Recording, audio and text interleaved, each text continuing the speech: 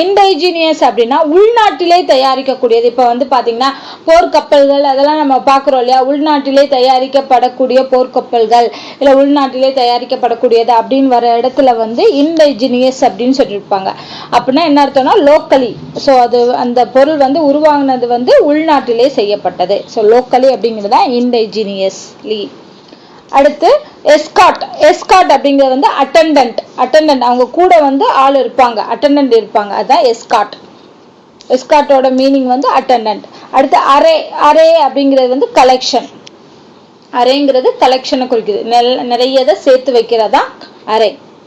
அடுத்து இன்ட்யூட்டிவ்லி அப்படின்னா இன்ஸ்டிடியூஷன் அப்படின்லாம் சொல்றோம்ல, அதாவது நமக்கா உள்ள தோணுறது, உள்ளுணர்வாக ஒரு விஷயம் தோன்றதா இன்ட்யூட்டிவ்லி.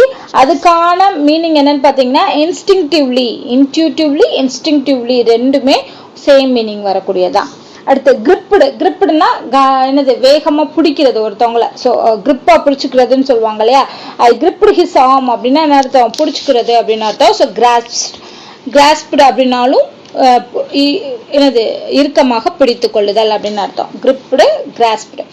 அடுத்து ஐ சஸ்பெக்டட் அப்படின்னா நான் வந்து ஒருத்தவங்க மேல சந்தேகப்படுறது, சஸ்பெக்ட் பண்றது, இவங்க இப்படி செஞ்சிருக்கலாம் அப்படின்னு சஸ்பெக்ட் பண்றது தான் வந்து டவுட்டட். ஓகேவா. ஸோ சஸ்பெக்டட் அப்படின்னா என்ன, டவுட் பண்றது, ஒருத்தர் மேல சந்தேகப்படுறது. அடுத்து இன்ஸ்டன்ட்லினா உடனே, இன்ஸ்டன்ட்லி தி ஸ்டெப்ஸ் பிகின் அகெயின் அப்படின்னு சொல்றது இல்லையா. ஸோ இன்ஸ்டன்ட்லி அப்படிங்கிறது வந்து உடனேன்னு அர்த்தம். அதுக்கு மீனிங் வந்து சடன்லினாலும் உடனேன்னு அர்த்தம். அடுத்து I could hear a rending of wood. வுட்னா மரத்தை உடைக்கிற சவுண்டு கேட்டுச்சு. ரெண்டிங்னா பிரிக்கிறது, உடைச்சு பிரிக்கிறது தான் ரெண்டிங். ஸோ அதுக்கான மீனிங் என்னன்னு பார்த்தீங்கன்னா ஷ்ரெட்டிங்னாலும் அந்த மரத்தை சீவுறது, உடைக்கிறது, அந்த மாதிரி மீனிங் தான் வரும். So rending, ஷ்ரெட்டிங்.